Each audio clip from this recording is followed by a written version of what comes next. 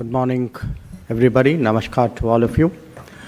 Principal Scientific Advisor, Professor Ajay Kumar Sood, Chairman DRDO, Dr. Samir Kamath, Excellencies, distinguished experts, ladies and gentlemen.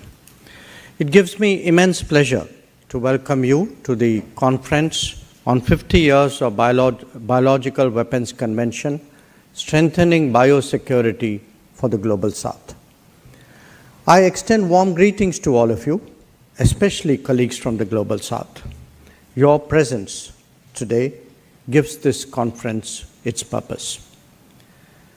We mark half a century of the BWC, which is the first global treaty, as Chairman DRDO noted, to outlaw an entire class of weapons of mass destruction.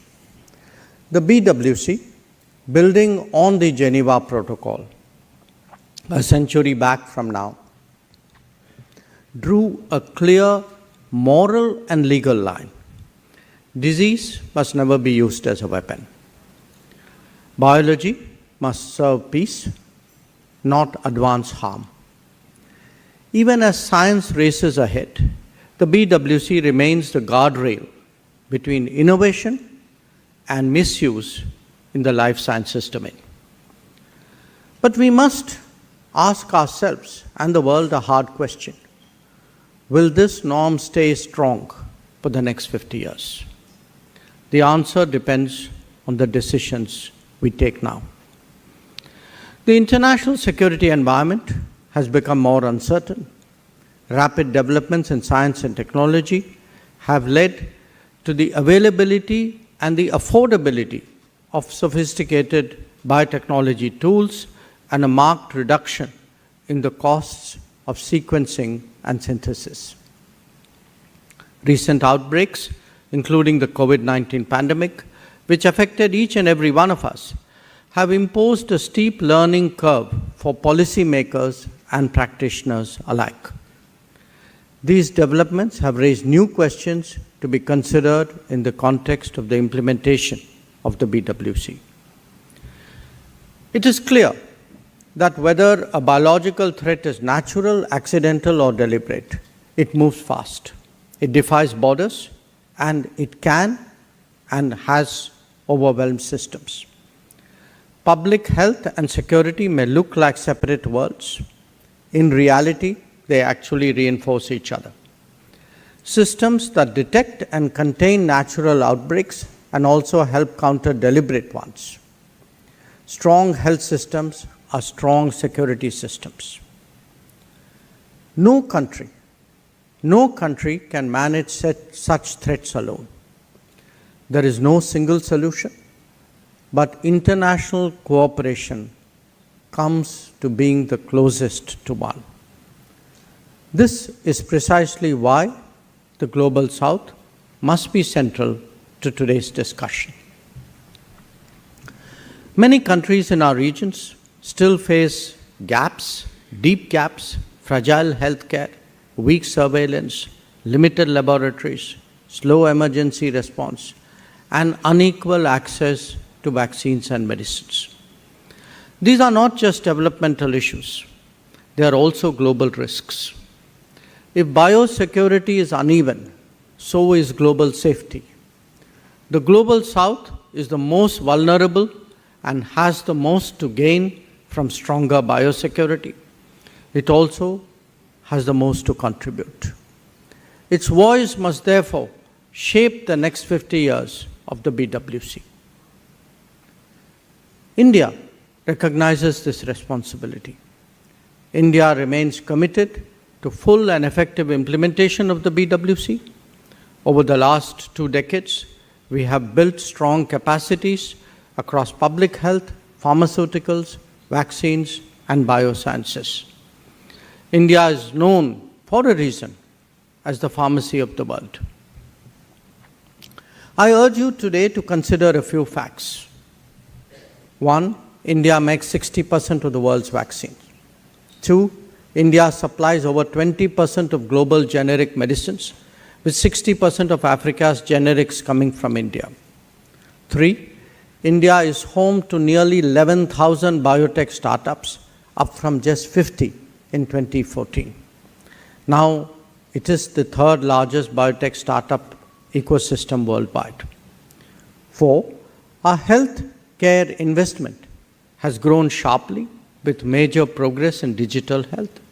5, our research network, ICMR, the DBT labs, the advanced BSL-3 and BSL-4 facilities, they can detect and respond to a wide range of biological threats. India's strong private sector has amplified this resilience. It has demonstrated an ability to scale production, to innovate under pressure, and managed a global outreach. During the COVID-19 pandemic, India launched the Vaccine Maitri in the spirit of Vaccine Maitri being vaccine friendship, in the spirit of what we call Vasudhaiva Kutumbakam, that the world is one family, and provided nearly 300 million vaccine doses and medical aid to over 100 less developed and vulnerable countries, many of them free of cost. The message was simple. And the message was that when faced with a health crisis of such proportions, solidarity saves lives, and India will always be a trusted global partner. At the same time, as a responsible member of the international community, India is committed to ensuring the non-proliferation of sensitive and dual-use goods and technologies, and we have a well-established record in that regard. India has a robust legal and regulatory system to implement the provisions of UNSC Resolution 1540 on non-proliferation and strategic trade controls. Consistent with our offer to share knowledge and technical expertise on relevant areas, and as a contribution to international non-proliferation architecture, India has been organizing an annual disarmament and international security affairs fellowship program since 2019. Last year, in partnership with UNODA, India hosted the first capacity building program on UNSC Resolution 1540 and strategic trade controls for the Asia Pacific. This year, we have extended the invitation under the Indian Technical and Economic Program to Africa as well. Now, not only is India a party to the multilateral treaties of the BWC and the CWC, but also an active member of 3 multilateral key export control regimes: the Wassenaar Arrangement, the Missile Technology Control Regime, and the Australia Group. As you all know, the Australia Group is the most pertinent to this conference since it relates to controls on dual-use chemicals, biological materials, and related items. In fact, this year marks the 40th anniversary of the Australia Group, and we are happy to have the AG chair with us. So, as we look ahead, we must assess the developments underway, which are outpacing the existing governance and normative frameworks.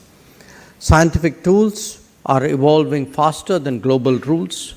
Synthetic biology, genome editing, and AI-driven design make biological manipulation easier than ever. We have long highlighted concerns relating to the advancements in science and technology that have implications for international security and disarmament through annual resolutions in the UN General Assembly First Committee. Another resolution by India, adopted by consensus, is measures to prevent terrorists from acquiring WMD. Misuse by non-state actors is no longer, colleagues, a distant possibility. Bioterrorism is a serious concern, and the international community has to be adequately prepared. Yet, the BWC still lacks basic institutional structure, as we were just reminded.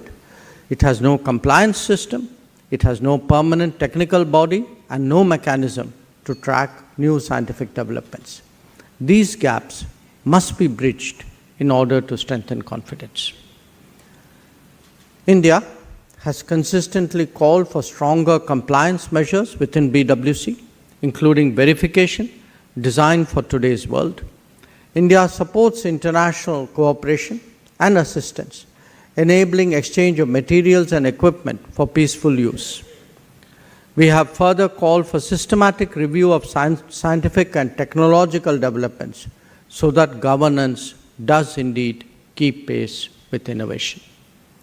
We have proposed a national implementation framework that, inter alia, covers identification of high-risk agents, oversight of dual-use research, domestic reporting, incident management, and continuous training. India has voiced that assistance during biological incidents must be fast, it must be practical, and it must be purely humanitarian.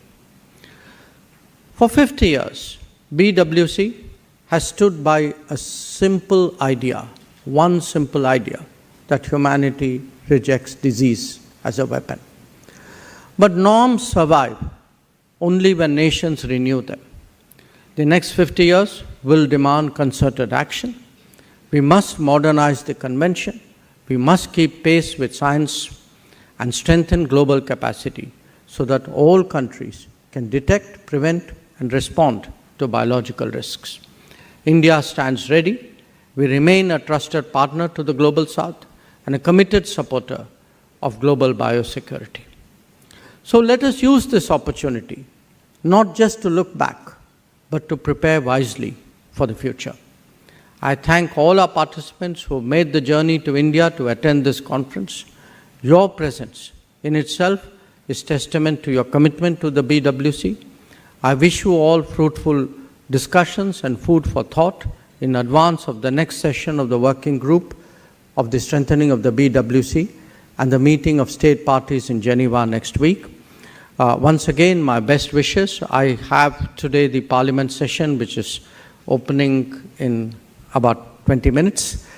So I have to head back. I will not be able to attend the balance of the proceedings, but again, I take this opportunity, wish you all a very, very productive and very fruitful discussion. Thank you very much.